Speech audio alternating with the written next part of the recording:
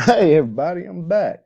While you were gone, a couple of interesting things happened. One, I ate dinner because that was a good idea and I was hungry, so I'd actually just like paused for like the past 45 minutes and now I'm back. Secondly, my lovely wife is home. She says hello to everybody. She's giving me the stink eye right now, but that's okay. I'll be back to being a great husband as soon as I'm done teaching you guys a little bit about these here exponents. So again, Mr. Shelton has given you guys the opportunity to continue working through these notes, and then afterwards you're going to be working on a worksheet that I designed to give you more and more practice. That is not homework. Okay. So after we're done with these examples and you move on to the actual paper, it will not be homework. Those examples, we're going to go over all of them on Monday to make sure everybody's on the same page because I understand it's a little bit harder dealing with the video when you can't raise your hand and ask me questions or give me the, wait, what? What? What did you, what? I don't, wait, what? Hold on, what? You know, guys, I hate that. I really do. But it's so funny when I get to emulate you guys asking me to wait. So, let's just keep on moving. Here we go. My question to you is what would you do? Would it make you scream and shout? Would it make you like cry with fear if I put a radical like the cube root of x, I'll say to the second power, inside of another radical? Mmm. Minds are exploding all over the room. My main man Trevor isn't here at school today, so he can't help you guys out. So, what do I mean? What do I want you to do if there's a radical inside of another radical? Well, the answer is this: treat it like an exponent. We just talked about changing exponents and radicals and being able to go back and forth between those two. So what if I decided to change this and make it x to the 2/3 instead inside of the giant radical? Lily House is like, well, I have a radical house, I have a fraction exponent. I don't like having a radical and fraction exponents at the same time. So can I change it even more to make it all exponents? What if I made the problem look like this? Because that fifth root is really just another exponent. It's to the 1/5 power. What would you do now? The answer is not add 2/3 and 1/5. The answer is that when it is a power to a power, you should multiply.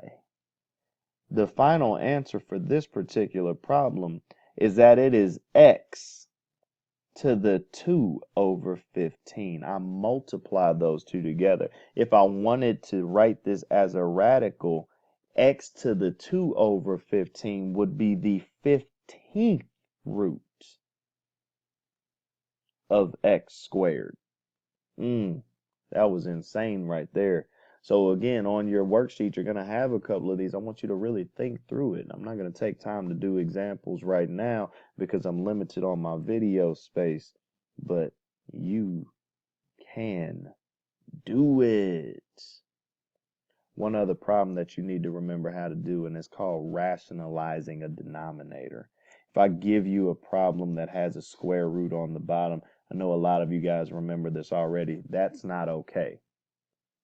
And when we were talking about functions last chapter, it was all right. We know how to plug stuff in. It was all for a purpose. So I didn't bring it up back then. But you are not allowed to have a radical in the denominator of a fraction. So how do you get rid of it? You get rid of it by multiplying that same radical on the top and the bottom. You have to do it on the top and the bottom because if you don't, you will be changing the value. When I multiply radical 3 over radical 3, yes, it's going to help me cancel out the bottom, but I'm really multiplying this fraction times 1. this would be a final answer for me. Similarly, when I'm talking about rationalizing a denominator and there's more stuff down there than just a radical, I don't care about the rest of that. All I want to do is make sure that this radical gets off the bottom. So I'm going to multiply this one by radical 2 over radical 2 because that's all I need. I don't need the rest of that stuff. I will get 4 radical 2 over 6. And then I would reduce that just a little bit farther so that my final answer is 2 radical 2 over 3. This is done. So then I have one last question for you on the day before I turn you loose and ask you to try every problem, even if you don't get all the way complete with it. How would you deal with something that has a radical on the bottom with a plus or minus? New vocabulary for you. It is called a conjugate.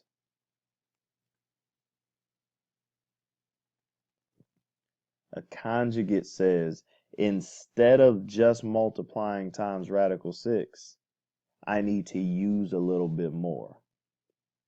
The conjugate of 3 plus radical 6 is 3 minus radical 6. So the reason why I have to do this is because if I only use a radical 6, that new denominator would still have a radical in it because of the distributive property. It would say 3 radical 6 plus 6. And that's not good enough. We have to get rid of the entire situation. So using a difference of squares type idea down here on the bottom is going to allow me to do just that. On the top, when I distribute this, I get 15 minus 5 radical 6, which isn't the nicest thing in the world to look at, but it definitely makes the bottom a whole lot easier for me to deal with. A difference of squares makes this thing turn into 9 minus 6. You don't believe me? Write it all the way out. FOIL it. Use the box method. However you choose to distribute, you're going to end up with an expression that says 15 minus 5 radical 6 all over 3. That is my final answer when I ask you to rationalize the denominator. So just to recap real quick, before I turn you loose on your worksheet for the rest of the day, there are a couple things that we talked about. One, a radical is an exponent where the Porch number is the denominator and any exponent on the inside would be the numerator. Second thing that I talked about today is rationalizing a denominator. And that is, I need to make sure that it becomes a rational number. And to rationalize it, I'm about to misspell something. To rationalize a denominator, you can either use a conjugate, which is when it's a binomial, or you can just use whatever the radical is on the bottom. But the goal is to make sure that we have no radicals in the denominator.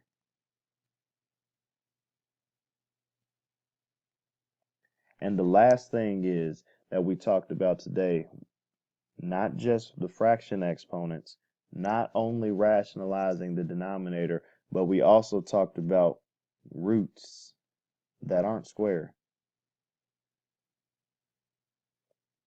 And what that tells me is that I need to change the number of repeating factors. So if I'm talking about a cube root, it needs to be a group of 3. If I'm talking about a 15th root, that means I need to have 15 repeating factors before something can leave out of the radical house. Thank you for your time. Thank you for listening. Enjoy your weekends. Peace.